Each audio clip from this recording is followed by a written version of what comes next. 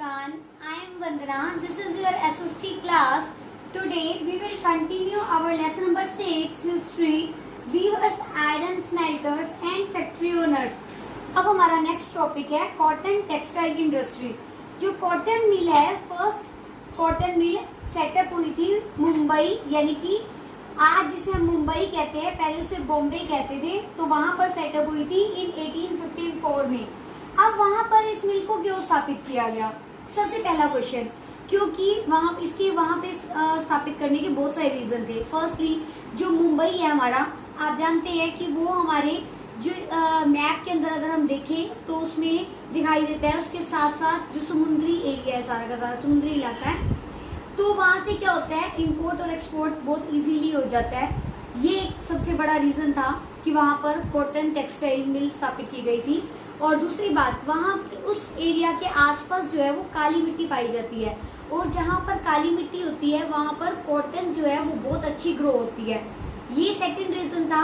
और थर्ड, वहाँ पर जो लेबर है वो बहुत अच्छी तरह से मिल जाती है, बहुत सस्ते दामों पर और बहुत ज़्यादा मिल जाती है. तो ये भी एक रीजन था कि वहाँ पर जो कॉटन मिल स्थापित की गई थी.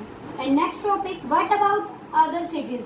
क्या इसके अलावा भी और सिटीज में जो कॉटन टेक्सटाइल मिल स्थापित हुई थी? यस, अहमदाबाद, कानपुर, एक्सेट्रा, इन सब जगह पर भी कॉटन मिल स्थापित हुई थी.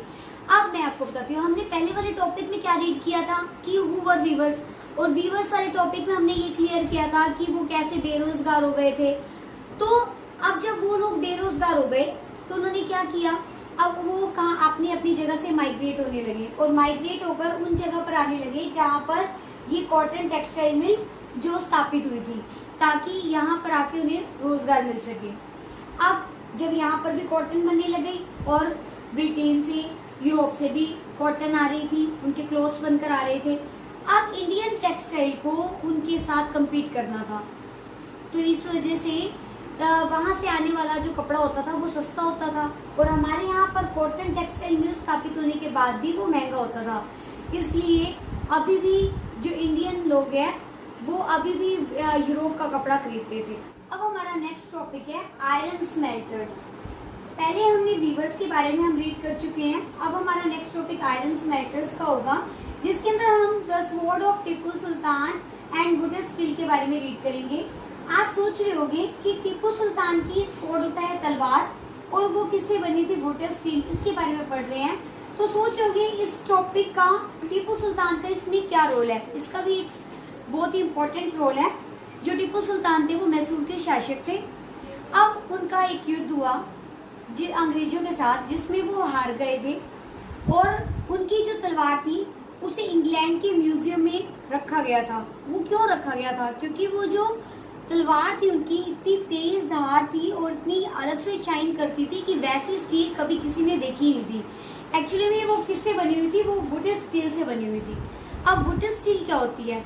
वुडेन स्टील और कैसे बनाई जाती है?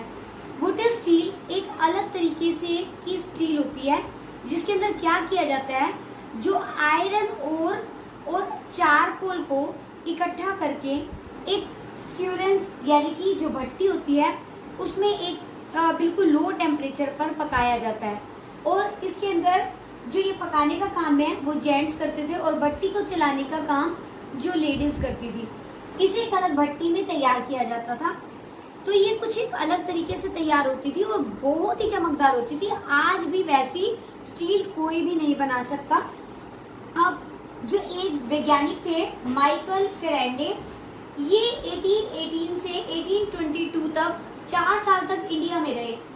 और वैसे तो इन्होंने इलेक्ट्रिसिटी का की रिसर्च किया. आप लोगों ने साइंस में इसके बारे में पढ़ा होगा.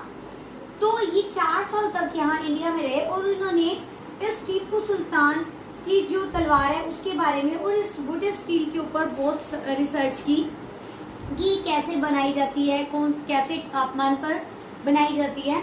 जो स्टील की जो डिमांड सिर्फ इंडिया के अंदर ही नहीं बल्कि विदेशों में भी बहुत ज़्यादा थी, और वो भी इसे बनाना चाहते थे, लेकिन ये पॉसिबल नहीं था क्योंकि ये स्पेशल तरीके से और स्पेशल लोगों के द्वारा बनाई जाती थी. आयरन और स्टील के बारे में अब हम डिस्कस करेंगे. जो हमारा स्टील था वो पहले ही हमें पता है कि इंडिया के अंदर वुडेन स्टील बनता था. लेकिन जब हमारे जो ब्रिटिश राज था उस समय पे क्या हुआ कि जो पूरा का पूरा स्टील था वो वही यूरोप से आने लगा, तो इसलिए उन्होंने लोगों के ऊपर वैसे भी अत्याचार करने शुरू कर दिए थे, जिसलिए कि वो ये वुडेन स्टील को नहीं बना पा रहे थे, तो अब वो डेक्लाइन हो चुका था पूरी तरह से। अब नेक्स्ट टॉपिक हमारा फैक्ट्री ओनर्स है। अब फैक्ट्री ओनर्स का क्या रिलेशन था स्टील से, क्योंकि जो फैक्ट्रीज बन रही थी वो आयरन और स्टील इंडस्ट्री की ही बन रही थी। तो आयरन एंड स्टील इंडस्ट्री की स्थापना कैसे हुई वो बता रही हूँ। जो आयरन और स्टील इंडस्ट्री के लिए अप्रैल 1904 में चार्ल्स फेल्ट और दोराबजी टाटा कौन थे? ये जमशेदजी टाटा के बेटे थे। इन्होंने ये क्या किया, आयरन ओर की तलाश में छत्तीसगढ़ आए। छत्तीसगढ़ आकर इन्होंने देखा कि कहीं ना कहीं उन्हें आयरन और कुछ अच्छी क्वालिटी के मिल जाए, तभी तो जो है स्टील का मैन्युफैक्चर होगा। तो वो इसकी तलाश में छत्तीसगढ़ में आए हुए थे, लेकिन उन्हें कहीं भी नहीं मिला। अचानक उनकी नज़र अगारियास पर पड़ी। अगारिया एक जाति के लोग थे जो अपने सिर के ऊपर बास्केट के अंदर जो आयरन ओर को लेकर आ रहे थे। तो उन्होंने उनसे पूछा कि ये जो ओर है, जो आयरन है, वो कहाँ से लेके आ रहे हैं। तो उन्होंने बताया कि वो राजहरा हिल से ये आयरन ओर जो लेके आए हुए हैं आयरन। तो इस तरह से उनकी तलाश यहाँ पर खत्म हुई। जब वे वहाँ पहुंचे तो उन्होंने चार्ल्स फेल्ट ने देखा कि ये तो वही आयरन ओर है कि जिसकी उन्हें तलाश थी, जो उन्हें चाहिए था। यहाँ पर उन्हें सबसे पहले एक अच्छी क्वालिटी की आयरन ओर मिल गई। अब ये सारा टॉपिक हमारा मोस्ट इम्पोर्टेंट टॉपिक है, जो बहुत ही इम्पोर्टेंट है। इस टॉपिक से रिलेटेड क्वेश्चंस हमारे एग्जाम में जरूर आते हैं, तो इसको बिल्कुल ध्यान से सुनना है। अब टिस्को की स्थापना हुई। TISCO it means Tata iron and steel company. Tata iron and steel company की स्थापना 1912 में हुई थी। जब अब छत्तीसगढ़ के अंदर दोराबजी थे, इन्होंने देख लिया था कि इन्हें अच्छी आयरन ओर मिलेगी, लेकिन ये वहाँ पर फैक्ट्री को स्थापित नहीं कर पाए। इसका रीजन था क्योंकि वहाँ पर पानी की फैसिलिटी नहीं थी। अब जहाँ पर पानी की फैसिलिटी नहीं होगी तो स्टील कैसे बनेगा, फैक्ट्री कैसे चलेंगी, ये तो पॉसिबल ही नहीं है। तो उन्होंने क्या किया, वो जो इससे पास में लगता हुआ छोटा नागपुर रीजन के पास पहुंचे, वहाँ सुवर्णरेखा रिवर के पास, तो उन्हें पानी की फैसिलिटी मिल गई। अब ये बिल्कुल छत्तीसगढ़ के पास ही है छोटा नागपुर। तो इस तरह से इन्होंने आयरन और steel company it means TISCO Tata iron and steel company की स्थापना की 1912 में और जमशेदजी टाटा के द्वारा की गई। अब जो हमारे यहाँ पे स्टील बन रहा था, पहले से ही इसकी लागत जो थी बहुत कम थी, क्योंकि हमारे यहाँ पर जो स्टील आ रहा था वो तो यूरोप से आ रहा था। अब अगर वहाँ से आएगा तो हमारे यहाँ का स्टील तो बहुत महंगा हो रहा था, तो लोग नहीं खरीद पाते थे। एक चीज़ हमारे यहाँ पर बहुत अच्छी हुई, क्या हुआ कि 1914 में फर्स्ट वर्ल्ड वॉर हुआ था। तो आपको ये तो सभी बच्चों को पता ही है कि फर्स्ट वर्ल्ड वॉर 1914 टू 1918 के बीच में हुआ था।